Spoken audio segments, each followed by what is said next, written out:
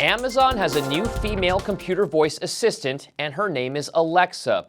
But she's not on a phone. She's actually in a smart speaker called an Amazon Echo. So joining us now to talk about all of this is Jill Duffy, a writer for PCMag.com. And I gotta say, Jill, I kind of like having my personal assistant in my phone. What's your take on Amazon's Echo, the speaker? Do you think that this is Amazon's take on the home of the future and the connected nature of everything we got in our homes? Yeah, I agree with you, Dominic. I don't think people really want a smart assistant in their speaker that they're going to have in their home.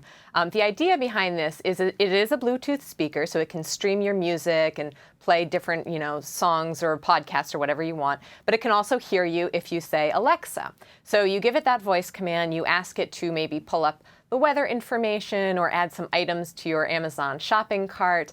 And I'm with you. I don't think this is really what people want. There's an awkwardness to speaking out loud and talking to a personal assistant. And I think there's a time and a place. So maybe in your car is the time and place when you want to be able to do that, when your hands are full and you need to have your eyes focused on the road. But in your home, I don't think people are really interested in doing this quite now. All right, so Jill, I have an Xbox One, and we all know that the Xbox One has that Xbox command, so I can say, Xbox, bring up this, or Xbox, play Blu-ray.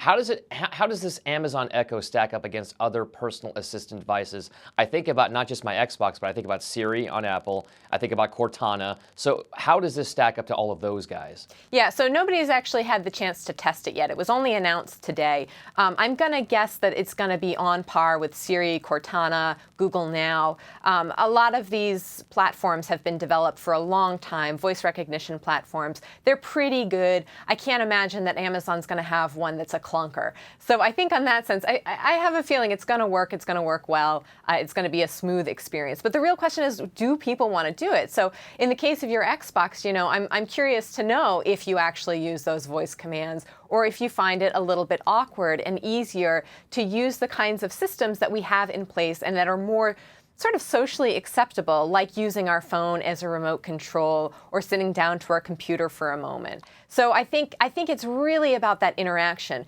Now, you mentioned connected home, too. I think this is really important. So this is like a baby step toward connected home. And I think the manual interaction of having to talk to the speaker is just not quite what we're thinking about and where we want to get with the connected home. So connected home should be things like you're in your living room and the sun is shifting, it's coming straight through the window, the temperature rises, the home needs to automatically know that that's happening and maybe close the blinds for you. So it can't really rely on us having so many voice-activated commands or other kinds of gestures. It needs to be truly smart, where it taps into other information in our environment and adjusts for us. And I just don't see that happening with a Bluetooth speaker and Alexa. All right. So those are all fair points, and I see where you're coming from here. So knowing all of that, how do you think this new product's going to perform on the market? Do you think people will even want this kind of technology? I think about Amazon, and they released that Fire HD tablet, the Kindle Fire.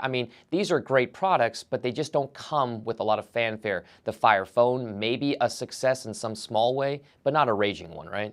Yeah, well, I think the Fire TV Stick is actually more relevant here. So this came out maybe about a week or two ago. Amazon announced it at $39 and said, if you're a Prime member, we'll cut the price in half, $19 limited time, and that's exactly what it's doing with Echo. So it's going to be $199 Bluetooth speaker, and that's about what you pay on the market for any other good Bluetooth speaker.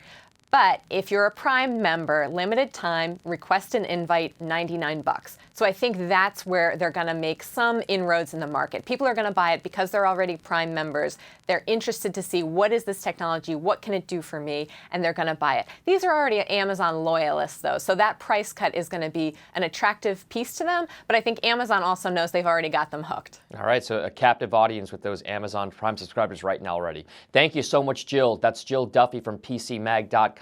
And thanks for watching The Tech Bed. I'm Dominic Chu. Until next time, have a great day.